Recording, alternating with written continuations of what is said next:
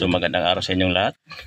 Panibagong araw, panibagong video, panibagong trabaho.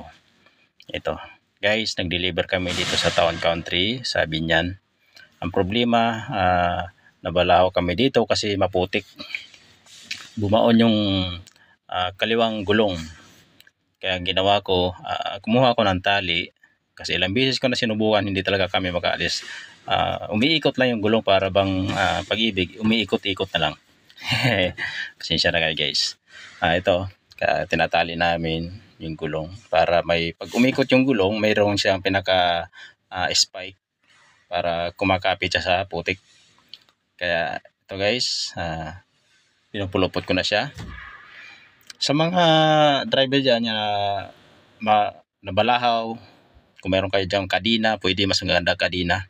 Ako kasi walang kadina, tali na lang ginawa ko para mag-alis lang. Ayan, sinubukan, tapos ko na itali. Pero yung kabila niyan, tinali ko na. Ayan guys, susubukan ko na. Ayan. Ito paano umiikot na siya. Ayan. Kung wala siyang tali, hindi talaga siya kakamot. Di tulad niyan. Kahit naputol yung iba, at least nakaangat.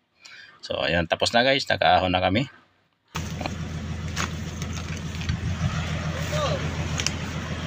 Lidyohan ko, baka maghanap. Ayan. Baka maghanap ng ano eh. Putol-putol yung tali ah.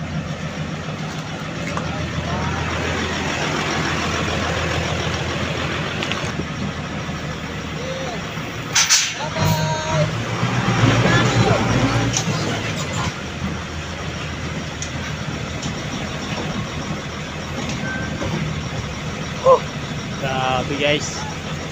Harapan tayo ron.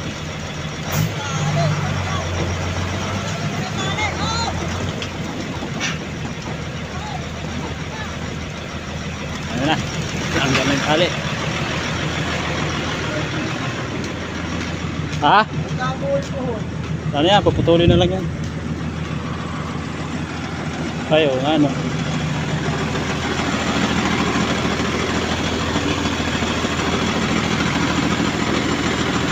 Ubus ah.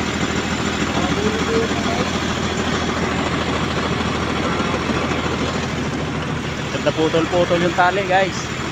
Yan, pero nagawa natin ang paraan na may labas. Pagka ano, tuloy na lang siya. Wala, di na putol.